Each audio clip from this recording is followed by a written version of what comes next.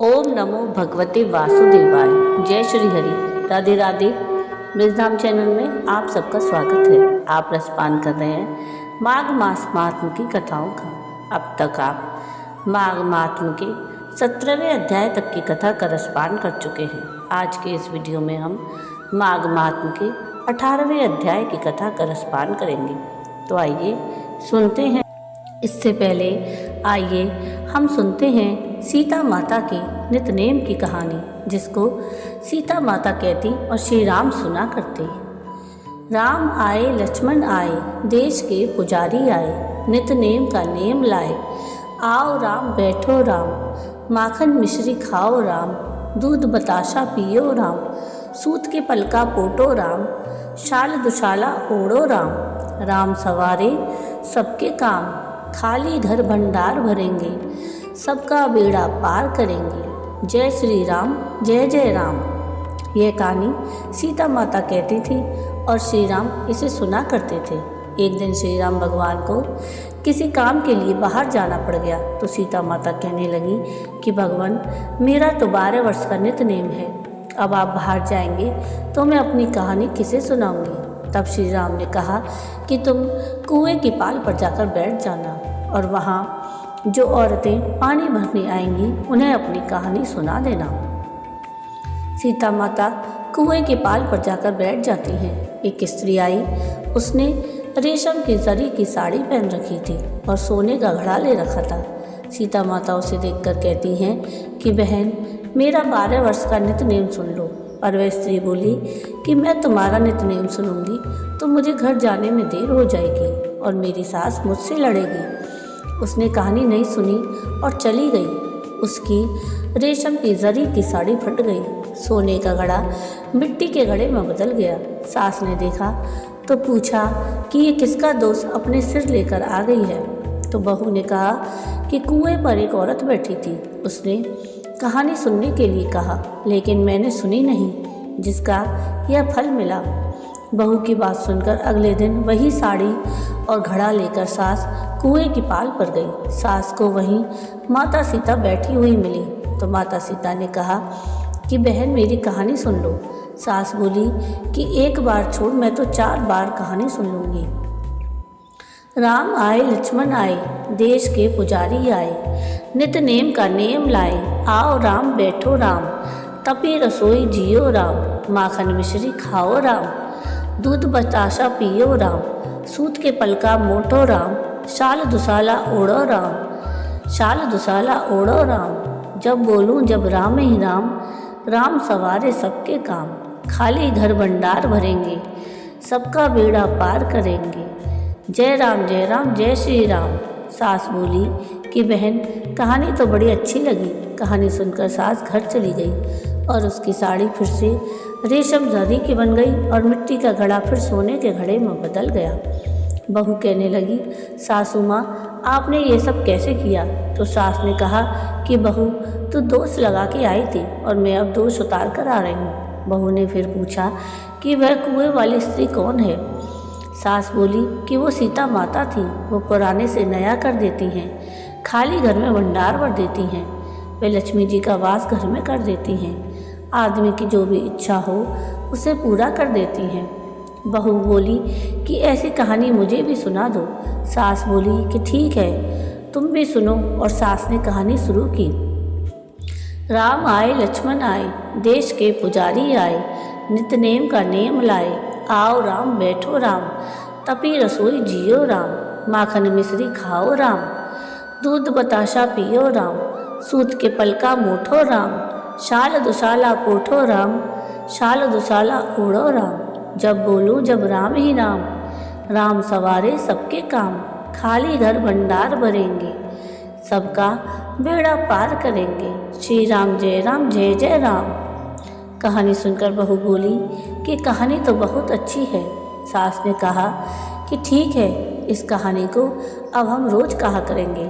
अब सास बहू रोज़ सवेरे उठती, नहाती धोती और पूजा करने के बाद नितनेम की सीता जी की कहानी कहती। एक दिन उनके यहाँ एक पड़ोसी औरत आई और बोली कि बहन, जरा सी आँच देना। तो वह बोली कि आँच तो अभी हमने जलाई ही नहीं। पड़ोसन ने कहा कि तुम सुबह 4 बजे से उठकर क्या कर रही हो फिर? उन्होंने कहा कि सुबह उठकर हम पूजा करते हैं, फिर सीता माता की नित्यनेम की कहानी सुनते हैं। पड़ोसन ने उनकी बात सुनकर फिर कहा कि सीता माता की कहानी कहने से तुम्हें क्या मिला? वे बोली कि इनकी कहानी कहने से घर में भंडार भर जाते हैं, सारे काम सिद्ध होते हैं, मन की इच्छा पूरी होती है। पड़ोसन कहती है कि बहन, ऐसी कहानी तो मुझे भी सुना दो। फिर वह बोली कि ठीक है, तुम भी यह कहानी सुन लो। राम आए लक्ष्मण आए, देश के पुजारी आए, नित्यनेम का नियम लाए, आओ राम बैठो राम। सारी कहानी सुनने के बाद पड़ोसन कहने लगी कि बहन, कहानी तो मुझे बहुत अच्छी लगी। अब वह पड़ोसन भी नित्यनेम सीता माता की कहानी सुनने लगी। कहानी कहने से सीता माता ने पड़ोसन के घर भी भंडार भर दिए। हे सीता माता, जैसे आपने उनके भंडार भरे, वैसे ही आप हमारे भी भंडार भरना। कहानी सुनने वाले और ओंकारा भरने वाले और कहने वाले सभी के भंडार भरना। माता सीता की जय हो।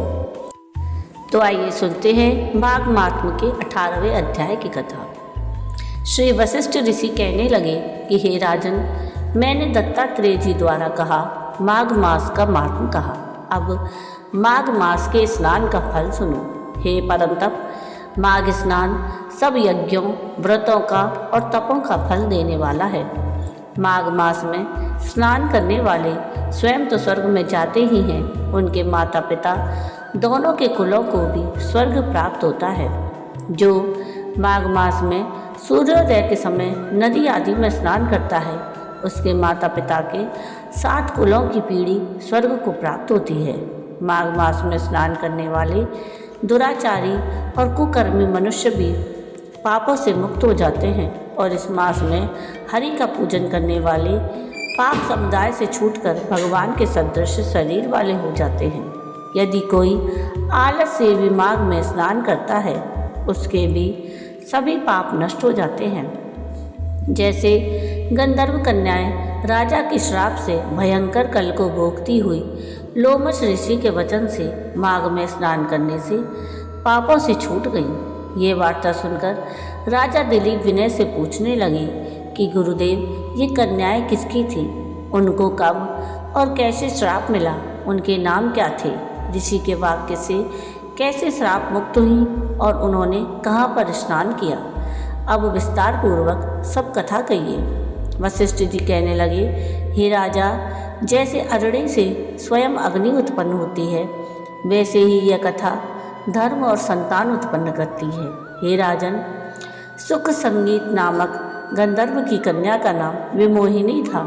सुशीला और स्वर वेदी की सुम्बरा, चंद्रकांत की सुतारा और सुप्रभा की कन्या चंद्रिका, ये 5 सब समान आयु वाली और चंद्रमा के समान कांति वाली और सुंदर थीं।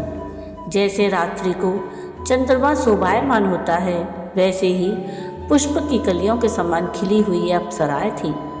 ऊंचे पयोधर वाली पद्मिनी, बैसाख मास की कामिनी, यौवन दिखाती हुई नवीन पत्तों वाली, लता के सदृश गोरे रंग, सोने के सदृश चमकती हुई और सोने के अलंकारों से सुशोभित सुंदर वस्त्र धारण किए हुए, अनेक प्रकार के गाने और वीणा अथवा बांसुरी तथा दूसरे बाजे बजाने में प्रवीण और ताल, स्वर और नृत्य कला में निपुण थीं।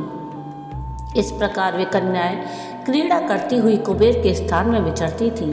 एक समय कौतुकवश माघ मास में एक वन से दूसरे वन में विचरती हुई मंदिर के पुष्प तोड़कर सरोवर पर गौरी पूजा के लिए गई। स्वच्छ जल के सरोवर में स्नान करके वस्त्र धारण कर मौन हो बालू मिट्टी की गौरी बनाकर चंदन, कपूर, कुमकुम और सुंदर कमलों से उपचार सहित पूजन करके ये 5 कन्याएं ताल नृत्य करने लगी।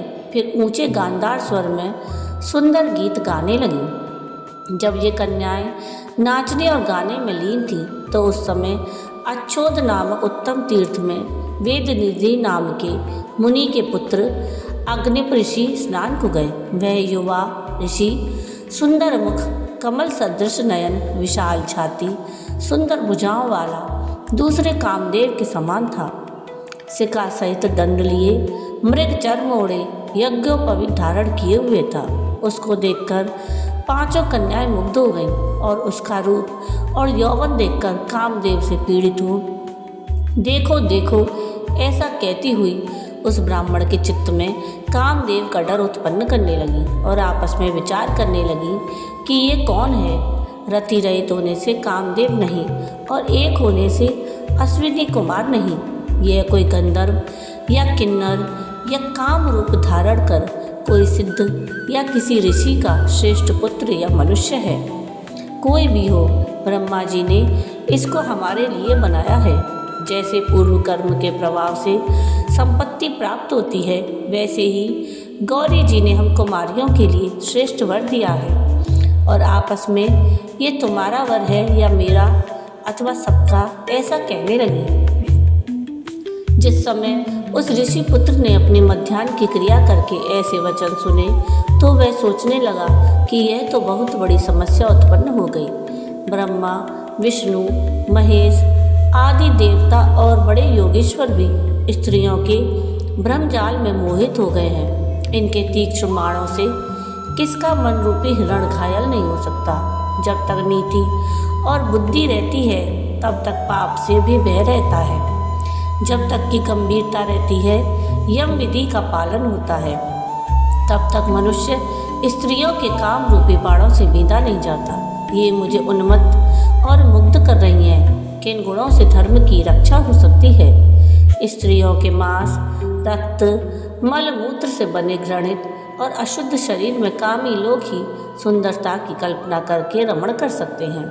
शुद्ध बुद्ध वाले महात्माओं ने स्त्रियों के पास रहना कष्टकारक कहा है। सो जब तक यह पास आए घर चले जाना चाहिए।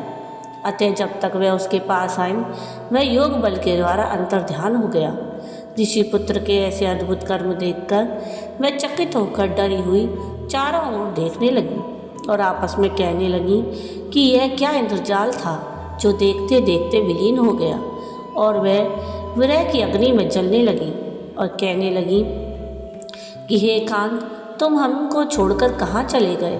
क्या तुमको ब्रह्मा ने हमको विरह रूपी अग्नि में जलाने के लिए बनाया था?